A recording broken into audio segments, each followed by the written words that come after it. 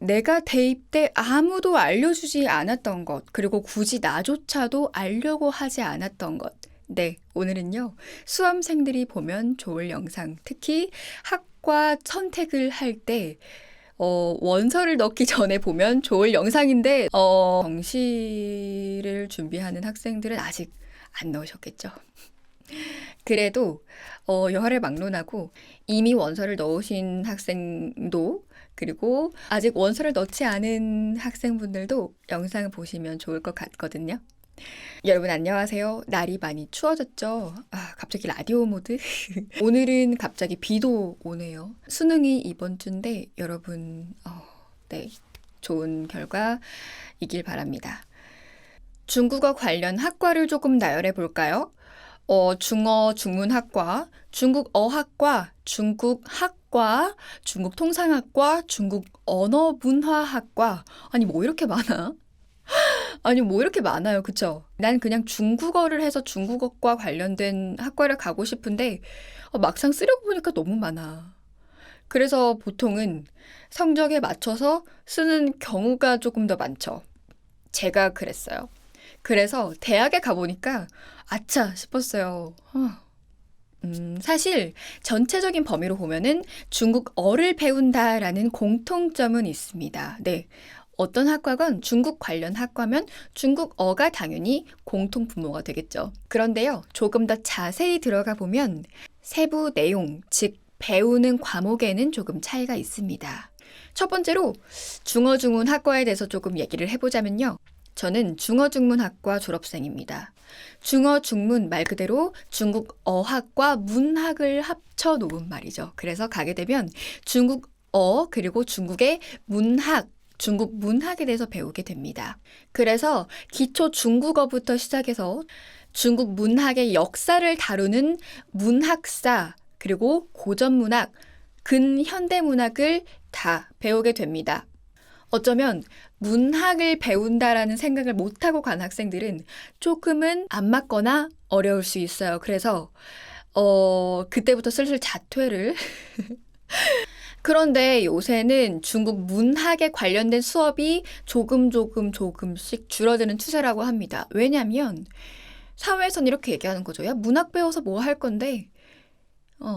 쓸모가 없잖아. 이렇게 얘기를 하는 거예요. 그런데, 그래서 중국 문학 수업이 조금 더 줄어들곤 있지만, 다시 인문학이 대두되면서 다시 조금씩 살아나고 있는 곳도 있다고 합니다. 그래도 전체적인 틀을 형성하는 그런 굵직굵직한 그런 문학 과목들은 중어 중문학과에 가시면 배울 수가 있을 거예요. 저는 개인적으로 문학 수업이 굉장히 좋았어요. 많이 없어서 아쉽기도 했고요. 네. 두 번째로는요, 중국 어학과입니다. 중국 어학과는 중어중문학과에서 문학이 빠졌죠. 그래서 이 학과에서는 중국 문학의 비중을 조금 줄이고 중국어에 조금 더 집중하겠다라는 겁니다. 세 번째, 중국 학과. 중국 학과는 말 그대로 중국에 대해서 배우는 학과죠. 그래서 중국의 전반적인 사회사, 즉 역사, 사회, 문화, 정치, 경제 등등을 배우게 됩니다. 그런데 당연히 중국어가 빠질 수는 없겠죠. 그런데 여러분 지금쯤 조금 지루하시죠? 저도 조금 지루하네요. 이 학과에서는요, 중국 문학의 역사를 그래도 그 어떠한 커리큘럼을 학교에서 배울 수 있는 것? 자, 2개 남았어요. 네 번째는 중국 언어문화학과입니다. 언어와 문화를 배우는 학과예요. 그래서 이곳에서는요, 중국의 어떤 지역학 수업이나, 중국의 문화와 밀접한 관련 있는 그런 과목들 있잖아요. 그런 과목들이 개설되어 있습니다.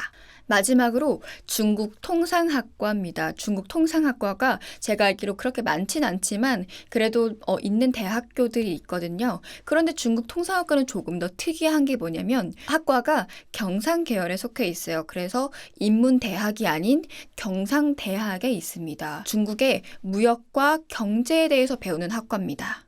그래서 경제와 무역에 대한 전반적인 지식을 다루는 학과입니다. 다 끝났어요.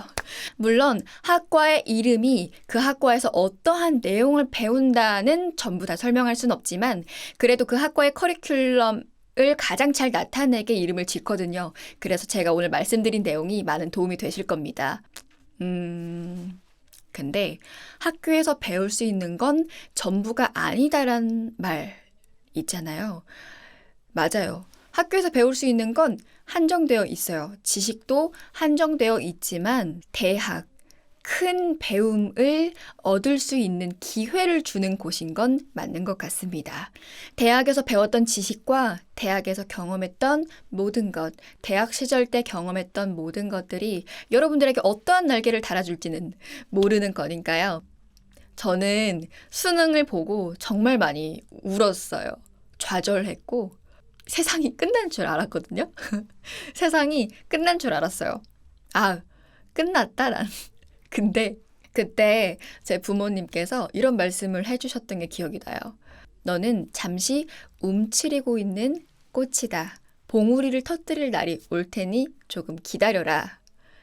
그러니까요, 여러분, 대학을 선택하시는 분들은 여러분들의 가능성을 대학 안에 가두시면 안 됩니다.